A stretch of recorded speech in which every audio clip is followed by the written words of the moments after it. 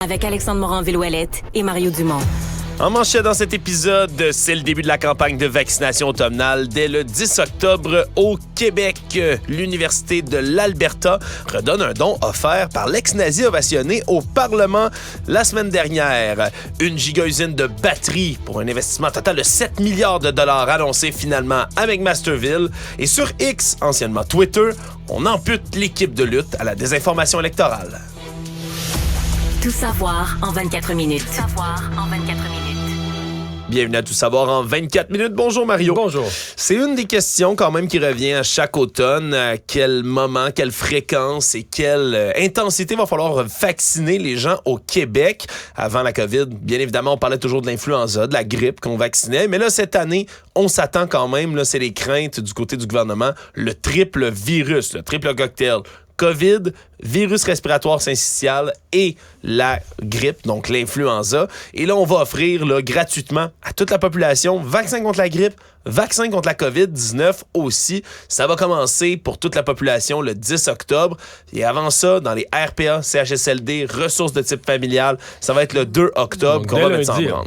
Dès lundi, donc ça arrive vite.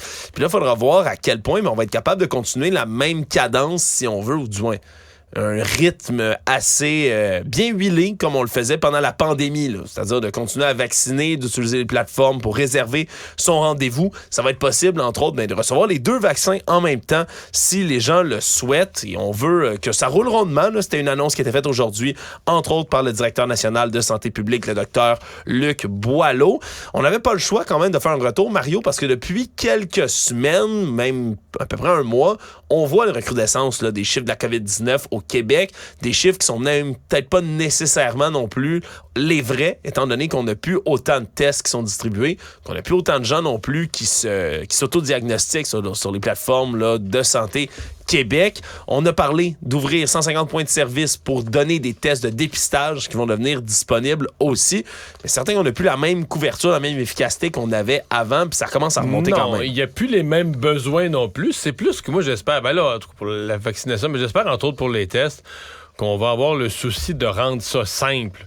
T'sais, aux gens qui veulent être responsables, qui veulent pas traîner la COVID au bureau ou dans une réunion de famille, ou qui veulent le savoir, il me semble qu'on devrait quand même avoir comme préoccupation de rendre le test vraiment facile, parce que je sais, on vous dit, sont disponibles. Mais excuse-moi, s'il faut que les personnes à la pharmacie payent 40$ pour une boîte de tests, tu vas en perdre une moyenne gang. Là. Oui, mais surtout, à ce moment-là, la solution la plus simple, c'est peu importe, là, tu te mets à renifler, tu te mets à avoir mal à la gorge, tu restes chez vous, là, peu importe le virus, tu veux pas l'amener dans ton milieu. Oui, c'est sûr, mais là, si c'est un rhume, tu peux penser que c'est pas si grave que ça.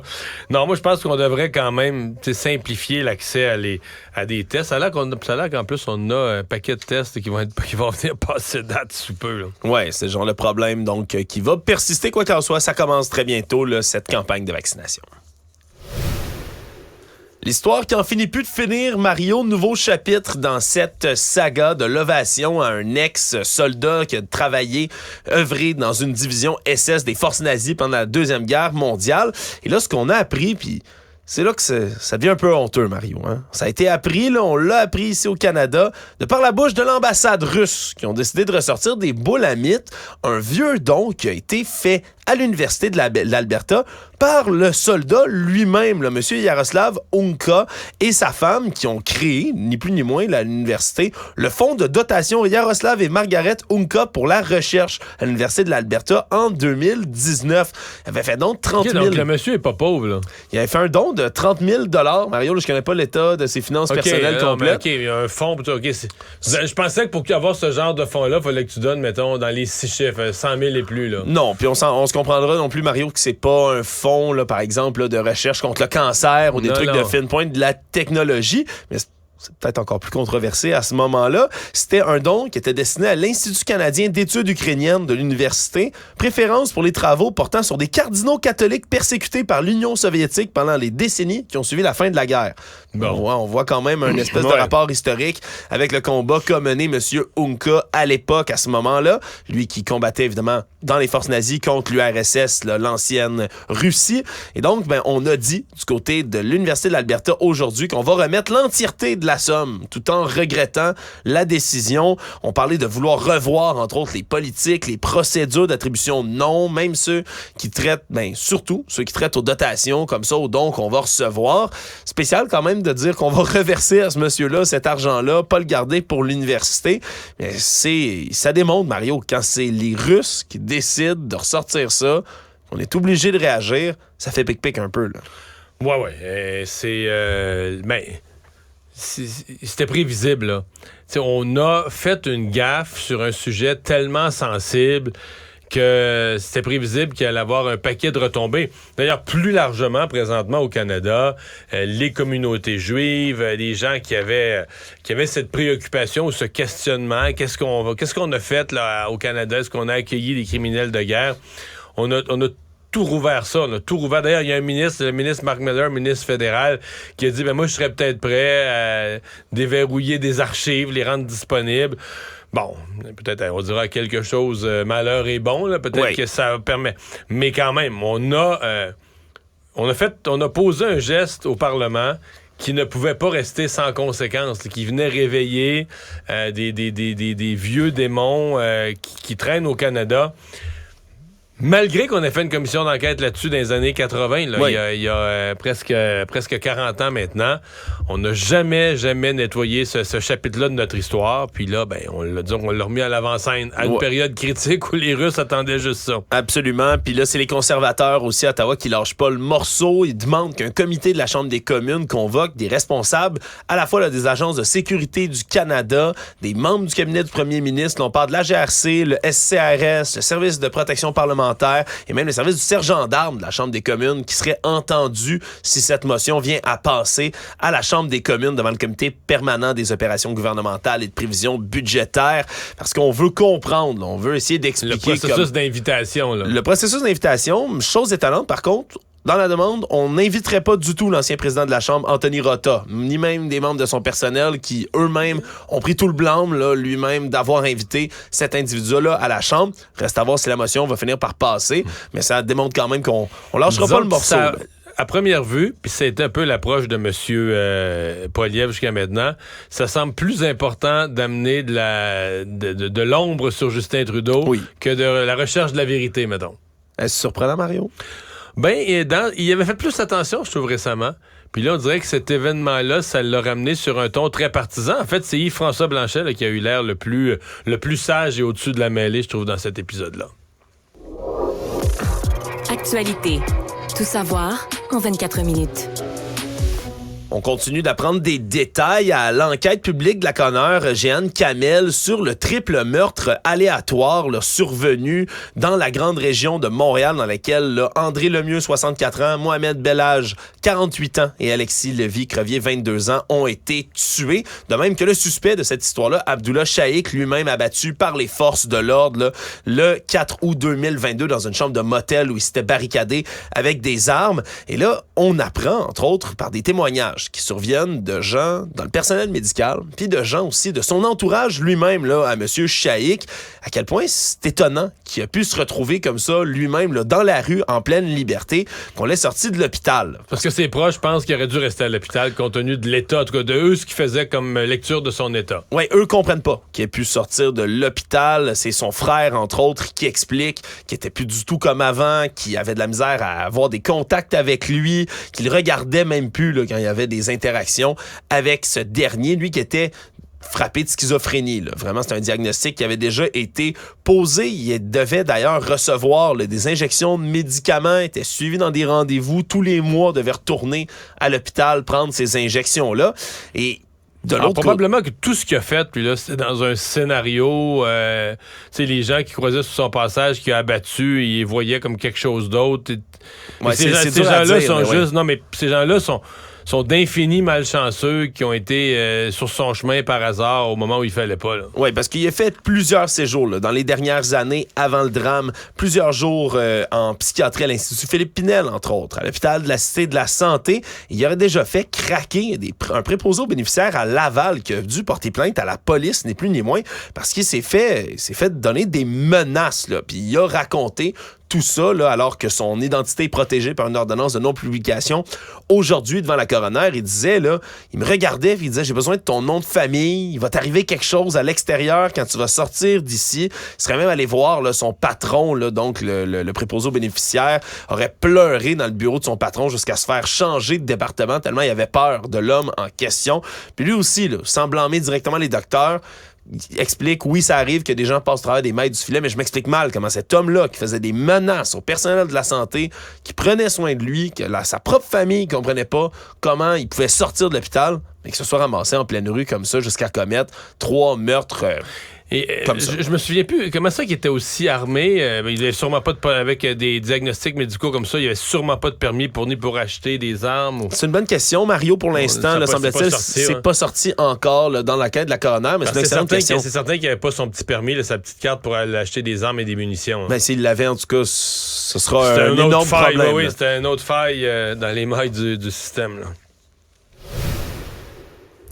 Histoire dans le personnel infirmier, alors qu'on essaie de recruter à l'extérieur du pays des futurs infirmiers, futures infirmières pour venir aider, le prêter main forte dans le réseau de la santé ici au Québec. On apprend de par la bouche de certains de ces infirmiers qui veulent s'en venir, mais aussi d'organismes qui les aident à venir s'installer ici, que la crise du logement, ça les affecte, puis pas à peu près.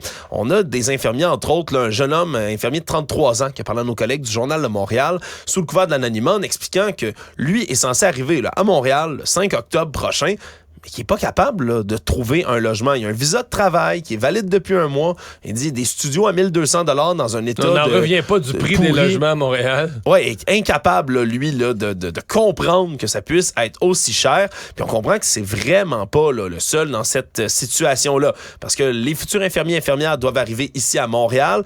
Pour s'intégrer dans le réseau de la santé, doivent faire le programme d'appoint de l'Ordre des infirmières et infirmiers du Québec. Comme ça, on reconnaît leurs compétences puis on leur permet après ça de pratiquer. Le problème, c'est que là, ils doivent venir s'installer. En attendant qu'ils s'installent, mais les propriétaires, eux, veulent faire des enquêtes de crédit, se rendent compte qu'il n'y a pas moyen d'obtenir des données parce que ces gens-là ne sont pas installés au Québec déjà, sont dans un autre pays. Puis donc, souvent, vont juste tout simplement refuser. Là. Même dans les cas où on va se trouver un appartement, appliquer dessus, on va tout simplement dire non. Et là, c'est le dossier que prennent en main certains organismes, là, entre autres Clés pour l'intégration au travail des immigrants, qui, eux, vont les aider après ça à faire les démarches, vont parler aux propriétaires, essayer de leur expliquer tout ça. Mais c'est spécial. Un autre énième effet, si on veut, de la crise du logement là, à Montréal puis ailleurs, qui est illustré comme ça. On a besoin d'aide et de renfort dans le réseau de la santé. On n'est pas capable de les faire venir et de les loger ici. Mais avec les chiffres qu'on vient d'avoir sur ce qui s'est passé depuis 2 ans au Canada en termes d'immigration temporaire,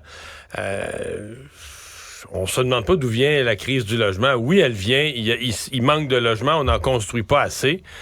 Mais il y a une espèce de perte de contrôle aussi là, sur le nombre de nouveaux arrivants qui est complètement en dehors de tout ce qui était prévu par nos gouvernements. Je sais pas, le gouvernement Trudeau semble avoir ouvert plusieurs valves en même temps, plusieurs portes en même temps, probablement sous la pression des besoins du marché du travail, mais c'est un peu comme un cercle vicieux, là. C'est des logements. Il n'y a aucun pays, à mon avis, qui pourrait laisser entrer en 2 ans ou même en 1 an ou 2 autant de nouveaux arrivants puis réussir à tous les loger. Il aurait fallu avoir vraiment un surplus de logements, un taux d'inoccupation anormal avant. Tout savoir en 24 minutes. Ça en aura pris du temps, mais là, c'est officiel. Dès le 1er novembre prochain, la toute première phase de la nouvelle consigne élargie, Mario, arrive au Québec, alors qu'on va uniformiser la consigne pour les canettes. Les canettes vont passer, là, que ce soit en aluminium de 100 ml jusqu'à 2 litres, 10 cents pour toutes les canettes, Mario, même les King Can, là, les bonnes vieilles Quand on King était Can. habitué, il y en avait des 15 cents, il y en avait des 25 cents. Exactement. Et là, ben, vous avez, ceux qui en ont chez eux puis qui veulent profiter là, des sous supplémentaires, vous avez donc quelques semaines en ce moment pour profiter encore de l'ancien tarif. À partir du 1er novembre, ça va être terminé. Donc, ça va être... la mini canette de V8 ou la grosse canette de bière, même prix. Même prix, ça va être 10 sous pour tout ça. Là. Les tarifs qui vont Histoire être... de simplifier, parce que c'est pas logique là, sur la quantité d'aluminium. Ouais, c'est pas logique, mais on veut simplifier la chose un peu partout. Il va y avoir, par exemple, là, celles qui vont coûter un peu plus cher. Ça risque d'être les bouteilles de verre, entre autres, entre 500 ml puis 2 litres. Il y a une consigne de 25 cents qui va être gardée sur ceux-là. Ça devient donc la première des phases qui vont être amenées dans la consigne élargie. Faut attendre quand même, Mario, puis être patient pour la deuxième phase. Celle-là est prévue pour le 1er mars 2025. Donc, c'est pas demain la veille quand même qu'on va embarquer dans cette deuxième phase-là. Et là, ça va être l'élargissement à la totalité des contenants de boissons, là, de 100 ml jusqu'à 2 litres. Aluminium, verre, plastique, multicouche. On va prendre les bouteilles de vin, les spiritueux, les bouteilles d'eau, les cartons de lait, de jus. Tout ça, ça va être pris en charge dès le 1er mars 2025. Donc, tu vas payer une consigne sur tout ça. Puis il faut le ramener pour avoir tes sous. Là. Exactement. Là. Puis ça va, on veut augmenter l'objectif, c'est augmenter le taux de récupération. Après ça, ils veulent plus qu'on aille de SUV, mais ça va prendre un SUV pour ramener nos bouteilles à l'épicerie. Oui, ça, ou un chariot, un trailer, peut-être, en arrière, une remorque remorque en arrière, ouais, en arrière de l'auto. Peut-être, Mario. Ça reste à voir, mais on va quand même là, augmenter le nombre de contenants de boissons consignées de 2,5 milliards à 5 milliards au Québec. Donc, c'est quand même significatif, ce qui risque de s'en venir. Première de plusieurs étapes, à voir comment ça va se passer à ce moment-là. Parlant justement de recyclage puis de nouvelles environnementales, il y a des estimations sorties aujourd'hui, là, assez préliminaires, mais quand même, de l'Institut climatique du Canada qui sont publiées aujourd'hui, qui viennent démontrer que l'augmentation des émissions de gaz à effet de serre dans les secteurs pétroliers et gaziers au Canada en ce moment suffit à eux seuls, en 2022, à annuler toutes les réductions qui ont été effectuées ailleurs dans la société. Donc, les émissions totales du Canada n'ont pas baissé, augmenté 2,1 % en 2022 par rapport à 2021. Et 72% de cette augmentation-là est attribuable au secteur gazier et au secteur pétrolier au pays. Ce qu'on dit, c'est qu'en ce moment, l'économie roule, donc c'est plus énergivore. On a besoin de ces énergies-là. Non, mais le prix... C'est sûr qu'il y a ça. Le prix du pétrole, du baril, s'est maintenu élevé. Il est baissé très bas pendant la pandémie, mais durant l'année 2022, il s'est maintenu très élevé. Encore maintenant, en 2023, il se tient quand même élevé. Donc, c'est payant d'en produire. Donc, on en produit. Oui, puis ça fait que les émissions continuent à augmenter, ce qui peut être quand même un peu démoralisant, Marion, on peut le dire comme ça, là, par rapport à tous les autres efforts qui se font dans la société. Surtout qu'on a une cible quand même de réduction de 40 à 45 % des GES au Canada d'ici 2030. Ça s'en vient rapidement par rapport au niveau de 2005, carboneutralité en 2050. Justin Trudeau a dit que cette fois-ci, on allait l'atteindre. Les fois d'avant, on a raté toujours nos cibles. Oui. Mais là, cette fois-ci, c'est la bonne. Oui. Cette fois-ci, c'est la bonne. Il n'est plus question de reporter ou de manquer la cible. Là. Mais moi, j'ai une question, Mario. Est-ce que dans ce calcul-là, il calcule ces 2 milliards d'arbres qu'il veut planter? C'est plus 2. C'est plus 2, c'est fini? C'est plus 2. Le ministre Wilkinson a fait le point, c'est-tu au début de cette semaine, la fin de la semaine passée? 1,8. 1,8. OK, ben là. Non, on n'a pas tout abandonné le rêve. Mais non. On a ajusté le chiffre un peu. 1,8. 1,8, mais ça, c'est beaucoup plus raisonnable. 1,8, mais 1,8 certain. Là. Oui. C'est mieux qu'un 2 lancé en l'air. Ben, absolument. Ça, surtout qu'on en a planté pas mal à date. Ce qu'on ne sait pas, c'est ce que le ministre Wilkinson a averti Greta Thunberg, parce que les 2 milliards d'arbres de M. Trudeau, c'était elle qui avait promis ça. C'est lors de sa rencontre en tête-à-tête, obtenue par des raisons c'est toujours pas expliqué, ça, hein? C'est spécial quand même. Parce que c'était une jeune fille, à ce moment-là, elle avait 16 ans. Puis là, elle venait jouer un rôle important dans la campagne électorale au Canada. Fait que tu dis, qui a décidé? Qui a dit, là, tu rencontreras pas tous les chefs de parti, mais tu vas rencontrer Trudeau, ça va l'aider pour son élection, il va te promettre... C'est des bonnes questions à se poser, Mario. Je les pose tout le temps, mais je me dis toujours, quelqu'un va m'appeler, m'envoyer un courriel, me dire, c'est moi, là, je suis un organisateur. Ben moi, c'est comme pour les arbres, Mario. Il y a des mauvaises langues qui disent que c'était un petit peu patenté entre des organisateurs libéraux puis des groupes environnementaux puis tout ça. Puis moi, je crois une pas game ça. politique derrière tout ça? Moi, je crois pas ça. Politiser l'environnement, Mario? Moi, je crois pas ça. Qui ferait donc cela? Mais Greta peut pas décider. C'est pas vrai qu'à 16 ans, elle décide elle-même de son agenda, qui en rencontre pas, là. Ben, ça, c'est une bonne question, Mario. C'est peut-être une jeune femme très organisée, j'ai des enquêtes ouvertes comme ça, j'arriverai jamais. Mais là, c'est ça. Est-ce qu'ils l'ont averti que là, son 2 milliards d'arbres, pauvre elle, ça va être 1,8. Elle va peut-être être bien triste de ça. Ben, moi, je suis inquiet du débit auquel on plante les arbres, Mario. À chaque fois que je m'informe, c'est drôle, je faisais ça à l'émission cet été, on s'informait encore, puis ça a l'air qu'il n'y en a pas beaucoup de plantés. Puis ça a l'air, surprise, qu'il faut les faire pousser, hein, ces petites pousses d'arbres-là avant de les planter. Mais ça, c'est long aussi. C'est vrai que quand quelqu'un fait des promesses sur une job, t'es toujours plus rassuré quand, tu sais, mettons qu'il te dit qu'il va faire telle affaire cette semaine, s'il y en a 1/7 de fait après un jour, 2/7 après 2 jours, t'es plus confiant qu'il va le faire durant la semaine que si rendu au jeudi, il n'a pas commencé, hein? Oui, puis c'est sûr que quand le chiffre, c'est 1,8 milliard de petits arbres à planter. Faudrait commencer maintenant, ouais. Ah, OK. Économie.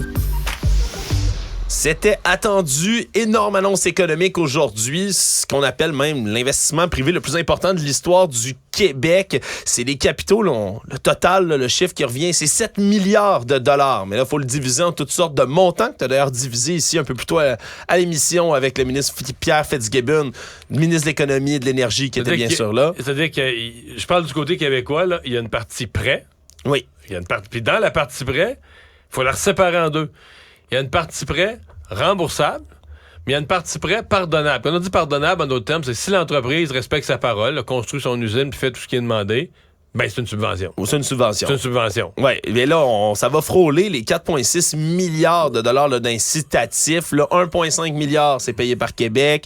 Les incitatifs, des capitaux qui sont mis, même des actions achetées auprès de la compagnie Nordvolt. Il y a une partie au Québec, il y a une partie de l'argent qu'on met que c'est pour comme acheter des actions de Nordvolt. Donc, on devient actionnaire de la compagnie. Exactement. Donc, si la compagnie suédoise performe bien, on va faire de l'argent ici au Québec, puis ça va permettre là, tout ça de rembourser, on espère, le plus rapidement possible, tout ce qui est investi dans cette méga usine d'une superficie... On se donne 9 ans. Oui, superficie assez impressionnante. Merci. 318 terrains de football américains, a précisé M. Fitzgibbon. Donc, méga usine qui va être construite dans le coin de McMasterville. Ça va être à suivre tout ça, mais c'est le chaînon vraiment là, qui manquait, si on veut, dans la filiale batterie ici au Québec. Parce que ça, c'est un cellulier. Donc, une usine vraiment, on a fait des anodes, les cathodes, on avait toutes sortes de pièces de batterie. Mais quand on dit la cellule, on est vraiment rendu à la batterie elle-même. Donc, c'est une usine qui va... écoute, on dit que si tout va bien, on parle d'une usine qui pourrait approvisionner 1 million de véhicules. Approvisionner en batterie l'équivalent de ce qu'il faut pour 1 million de véhicules électriques par année. C'est du gros stock. Le Monde. Alors que les débats chez les républicains font rage aux États-Unis et qu'on se profile, bien évidemment, pour une match revanche entre Joe Biden et Donald Trump pour la Maison-Blanche, on apprend que sur le réseau social X, anciennement Twitter, de la bouche d'Elon Musk lui-même, qui a racheté Twitter, on s'en souvient, qu'on aurait licencié une grande partie des employés qui font partie de l'équipe de modération de contenu qui surveille les fausses nouvelles sur la campagne électorale américaine. C'est ce qui a été annoncé par M. Musk, qui a répondu que oui, l'équipe dédiée à l'intégrité des élections n'était plus là, qu'elle avait été saccagée, ni plus ni moins, de ce côté-là. On a tenté, du côté de la directrice générale de X, Linda Yaccarino, de venir contester un peu tout ça en disant non, c'est encore une priorité, on n'a pas enlevé tout le monde encore. Puis on en fait toujours une priorité. Le problème, c'est que là, selon un rapport du Transparency Center qui a été publié mardi, X ressort là, parmi toutes les grandes plateformes en tête de liste du ratio de messages sur le site qui contiennent de la désinformation rapportée dans l'ensemble des contenus. C'est les champions incontestés en ce moment de la désinformation sur X. Mais en fait, ça circule allègrement. Il y en a de plus en plus. Là. Moi, je compare, mettons, maintenant avec il y a un an. Il y a beaucoup plus de scrap. Là, souvent, moi, je vais cocher, cet auteur ne m'intéresse pas. Mais toutes sortes de gens complotistes, pro-Poutine, qui inventent des affaires, des fausses sources, des affaires qui te disent qu'il n'y a rien de vrai. Moi, je trouve qu'il y en apparaît beaucoup plus. Moi, je le sens, là, je le vois passer. Je suis un utilisateur de Twitter. Puis puis on dirait que T'as plus d'affaires aussi que t'as jamais demandé, là, qui te sont poussées. Ouais, du contenu hors de ton algorithme, on dirait. Complètement. Des affaires des sujets que t'as jamais lus, qui t'intéressent pas, puis on te pousse un complot américain. Pourquoi je reçois ça? Ça m'intéresse pas. J'ai jamais lu sur ce sujet-là. Je prends pas ça au sérieux. C'est des thèses là, barbares un peu qui m'ont jamais intéressé. Pourquoi je reçois ça, là? Mais le problème, c'est que ça prend de la modération de contenu sur les réseaux sociaux. Ça prend des gens qui sont dédiés, qui sont là, puis qui vont mettre en place des systèmes pour être capables de surveiller la désinformation. Là, d'apprendre comme ça que cette équipe-là, on savait que au-dessus de la moitié des employés de Twitter ont été mis à la porte par M. Musk lors de son entrée. On comprend qu'il y en a là-dedans qui sont passés à trappe pas mal, puis alors que les élections américaines s'en viennent à grands pas, ça peut devenir un peu inquiétant. Résumer l'actualité en 24 minutes, c'est mission accomplie.